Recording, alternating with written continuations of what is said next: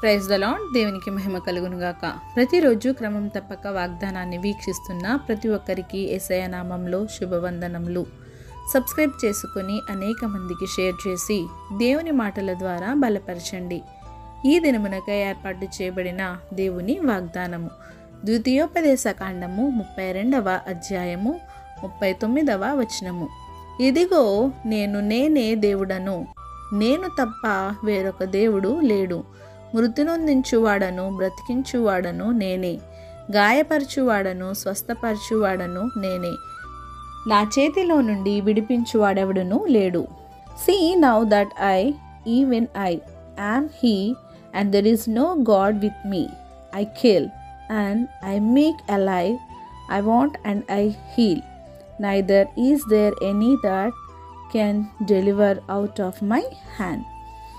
దేవుడు మనకు ఇచ్చిన ఆజ్ఞల్లో మొట్టమొదటి ప్రాముఖ్యమైన ప్రధానమైన ఆజ్ఞ, నీ దేవుడైన యెహోవాను నేనే అనే ఈ వాక్య భాగాన్ని చూచినట్లయితే, ఇదిగో నేనే దేవుడను, ఆయన తప్ప వేరొక దేవుడు అంటూ ఎవ్వరూ లేరు. సమస్తమును నీ యందు నా యందు సృష్టి యందు ఏదైనా చేయగల జరిగించగల సమర్థుడు గొప్ప సృష్టికర్త ఆయన మాత్రమే. నా జీవితాల్లో ఏది జరిగించాలి అన్నా, ఏది జరగకుండా ఆపాలి అన్నా కేవలం అది దేవుని చేతుల్లో మాత్రమే ఉన్నది.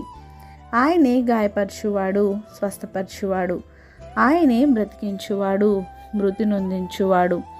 ఆయన చేతుల నుండి విడిపించువారు ఎవ్వరూ లేరు. ఆయనకు మరుగైనది ఏదీ లేదు, ఆయనకు అసాధ్యమైనది కూడా ఏదినూ లేదు.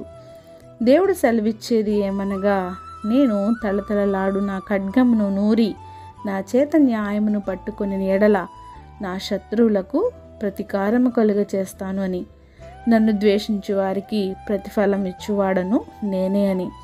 ఆయన తన శత్రువులకు ప్రతిదండన చేయువాడు. ఆయన్ను నమ్ముకున్న తన ప్రజల కొరకు వారి శత్రువులపై ప్రతీకారము తీర్చుకొని వారి నిమిత్తమై ప్రాయశ్చిత్తం చేయువాడు. కనుక మనము ఆయన పిల్లలుగా జీవించాలి. ఆయన్ను మాత్రమే దేవునిగా కలిగి ఉండాలి. నీతిగా, న్యాయంగా, యథార్థంగా నీవు జీవించినట్లయితే నీ పక్షముగా దేవుడే నీ శత్రువులతో యుద్ధము చేసి నీకు జయమును అనుగ్రహించువాడు. నీ జీవితంలో నీ దేవునికి మాత్రమే ప్రాముఖ్యతను ఇవ్వు. ఆయన కన్నా వేటిని నీవు అధికముగా ప్రేమించకు. ఆయన ఏదైనా చేయగల సమర్థుడు అని నీవు నమ్మి ఆయన యందు భయభక్తులతో జీవించు. ఈ వాగ్దానం మనందరి జీవితాల్లో నెరవేర్చబడాలని ఆశిస్తూ చిన్ని ప్రార్థన.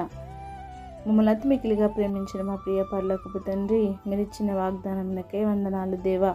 ఎవరైతే ఈ వాక్యాన్ని విన్నారో, వినిన వాక్యాన్ని వారి హృదయ గదిలో భద్రపరుచుకొని వాక్యానుసారమైన జీవితాన్ని మా అందరికీ దయచేయండి దేవా.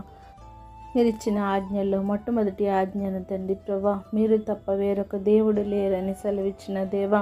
అవును ప్రభా, మిమ్మల్ని దేవునిగా నాయన ప్రతి ఒక్కరూ మిమ్మల్ని నమ్మి, మిమ్మల్ని ఆశ్రయించి, మిమ్మల్ని పూజించి, మహిమపరిచి, ఘనపరిచి ఆరాధించే బిడలుగా మమ్మల్ని అందరినీ ఉంచండి అయ్యా. ఎవరైతే ప్రార్థన అవసరతలు కోరారో నాయన, వారి ప్రతి ఒక్క అవసరతను తీర్చండి దేవా.